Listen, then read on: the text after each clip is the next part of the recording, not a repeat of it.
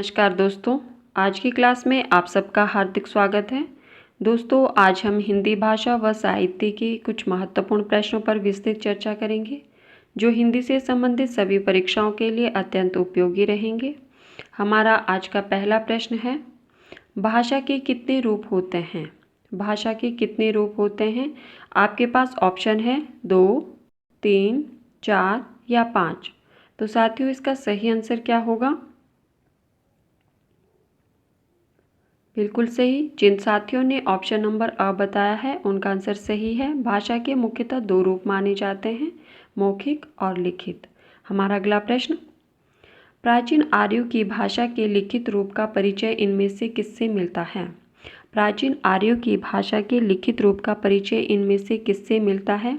आपके पास ऑप्शन है यजुर्वेद, ऋग्वेद, सामवेद या अथर्ववेद। तो साथियों, इसका सही आंसर क्या होगा? प्राचीन आर्यों की भाषा के लिखित रूप का परिचय किससे मिलता है? बिल्कुल सही। जिन साथियों ने ऑप्शन नंबर ब बताया है उनका आंसर सही है। प्राचीन आर्यों की भाषा में लिखित रूप जो है वो ऋग्वेद से मिलता है।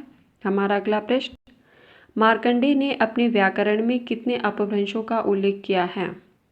मार्कंडेय ने अपने व्याकरण में कितने अपभ्रंशों का उल्लेख किया है?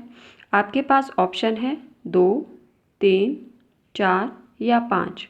तो साथियों, इसका सही आंसर क्या होगा? बिल्कुल सही। जिन साथियों ने ऑप्शन नंबर ब बताया है उनका आंसर सही है।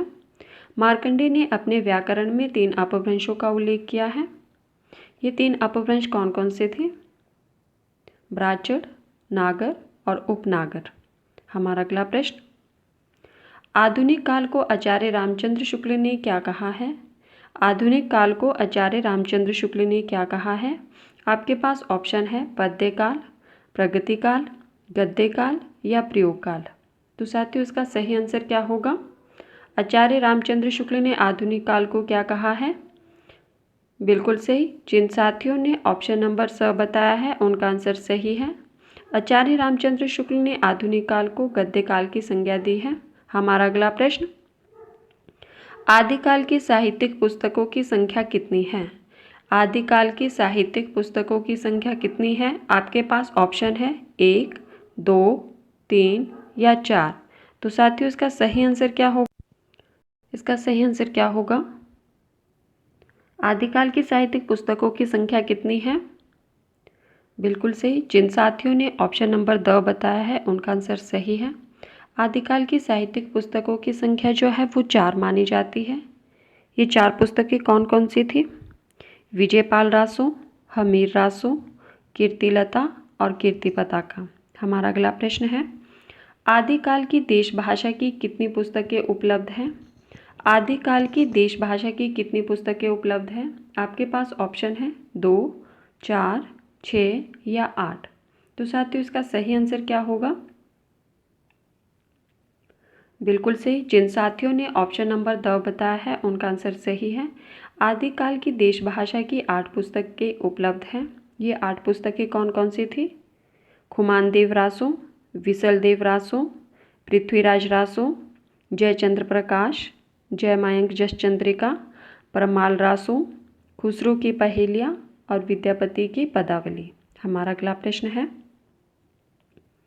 प्रमुख जैन कवि स्वयंभू की निम्न में से कौन सी रचना रामचरितमानस से संबंधित रचना है?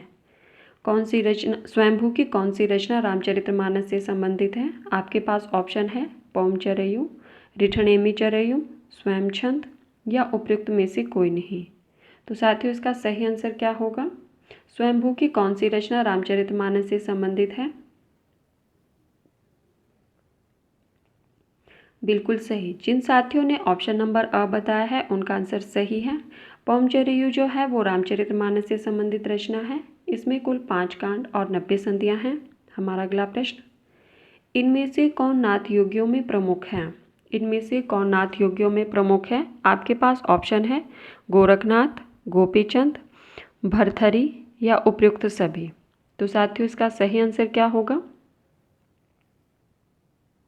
बिल्कुल सही। जिन साथियों ने ऑप्शन नंबर द बताया उनका आंसर सही है।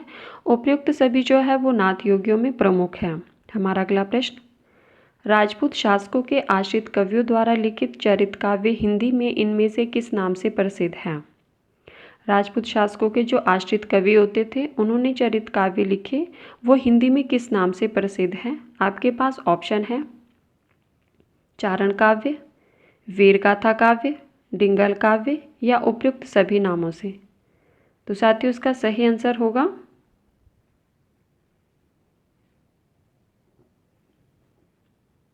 बिल्कुल सही। जिन साथियों ने ऑप्शन नंबर द बताया है उनका आंसर सही है, उपयुक्त सभी नामों से जाना जाता है। हमारा अगला प्रश्न, कर्नल टॉड ने पृथ्वीराज रासो के कितने छंदों का अंग्रेजी में अनुवाद कराया था? कर्नल टॉड ने पृथ्वीराज रासो ग्रंथ के कितने छंदों का अंग्रेजी में अनुवाद कराया था? आपके पास ऑप्शन है 7,000 छंदों का, 8,000 छंदों का, 15,000 छंदों का या 30,000 छंदों का। तो साथियों इसका सही आंसर क्या होगा? बिल्कुल सही। जिन साथियों ने ऑप्शन नंबर द बताया है उनका आंसर सही है। कर्नल टॉड ने पृथ्वीराज रासो ग्रंथ के 30,000 छंदों का अंग्रेजी में अनुवाद कराया था। हमारा अगला प्रश्न, विद्यापति पदावली में संग्रहित पदों को विषय की दृष्टि से कितने भागों में बांटा जा सकता है? पदावली जो कि विद्यापति जी की रचना है, इसमें संग्रहित पदों को विषय की दृष्टि से कितने भागों में बांटा जा सकता है?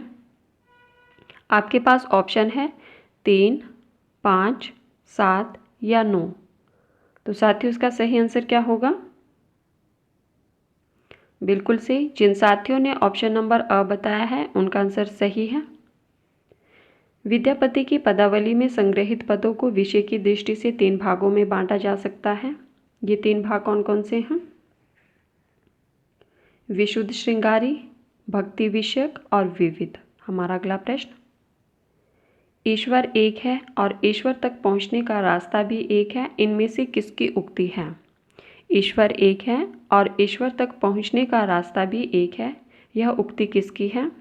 आपके पास ऑप्शन है डॉक्टर पीताम्बर बर्थवाल, आचार्य परशुराम चतुर्वेदी, महर्षि मेही परमहंस या आचार्य विनय मोहन शर्मा। तो साथियों इसका सही आंसर क्या होगा?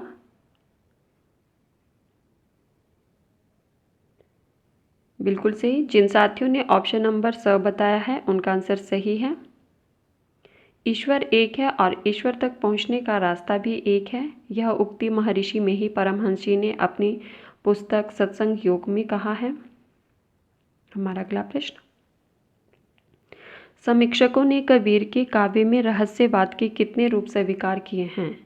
समीक्षकों ने कबीर के काव्य में रहस्यवाद के कितने रूप स्वीकार किए हैं? आपके पास ऑप्शन है 2, 4, 6 या 8। तो साथियों इसका सही आंसर क्या होगा? बिल्कुल सही। जिन साथियों ने ऑप्शन नंबर ब बताया है उनका आंसर सही है। समीक्षकों ने कबीर के काव्य में रहस्यवाद के 4 रूप स्वीकार किए हैं। हमारा अगला प्रश्न, सैयद जलालुद्दीन इनमें से किस संप्रदाय के संस्थापक थे? सैयद जलालुद्दीन इनमें से किस संप्रदाय के संस्थापक थे? आपके पास ऑप्शन है चिश्ती संप्रदाय, सुहरावर्दी संप्रदाय, कादरी संप्रदाय या नक्शबंदी संप्रदाय। तो इसका सही आंसर क्या होगा? सैयद जलालुद्दीन जो है वो किस संप्रदाय के संस्थापक थे? बिल्कुल सही। जिन साथियों ने ऑप्शन नंबर ब बताया है उनका आंसर सही है। सुहरावर्दी संप्रदाय के संस्थापक थे सैयद जलालुद्दीन। हमारा अगला प्रश्न, तत्सुखी शाखा के प्रवर्तक और युगल प्रिया नाम से विख्यात इनमें से कौन थे? तत्सुखी शाखा के प्रवर्तक और युगल प्रिया नाम से विख्यात कौन थे? आपके पास ऑप्शन है युगलानंद शरण, रामचरण दास, जीवाराम या जनक राज किशोरी शरण। तो साथियों इसका सही आंसर क्या होगा? बिल्कुल सही। जिन्होंने ऑप्शन नंबर स बताया है उनका आंसर सही है। तत्सुखी शाखा के प्रवर्तक जीवाराम जी थे और यह युगल प्रिया नाम से भी विख्यात थे। हमारा अगला प्रश्न, साथियों जो पहली बार चैनल पर आए हैं प्लीज़ चैनल को सब्सक्राइब कर देना। हमारा अगला प्रश्न है, उदित उदयगिरि मंच पर रघुवर बाल पतंग विकसे संत सरोज बन हर्षे लोचन भृंग। में कौन सा अलंकार दृष्टव्य है? उदित उदयगिरि मंच पर रघुवर बाल पतंग, विकसे संत सरोजबन, हर्षे लोचन भृंग में कौन सा अलंकार दृष्टव्य है? आपके पास ऑप्शन है उत्प्रेक्षा, रूपक, उपमा या दृष्टांत। तो साथियों इसका सही आंसर क्या होगा? बिल्कुल सही। जिन साथियों ने ऑप्शन नंबर ब बताया है उनका आंसर सही है। इसमें जो है वो रूपक अलंकार दृष्टव्य है। हमारा अगला प्रश्न, मनहु उमगी अंग अंग छवि छलके, इनमें से किस शब्द शक्ति का प्रयोग हुआ है? आपके पास ऑप्शन है लक्षणा, व्यंजना, काकू, प्रायोक्ति। तो साथियों इसका सही आंसर क्या होगा?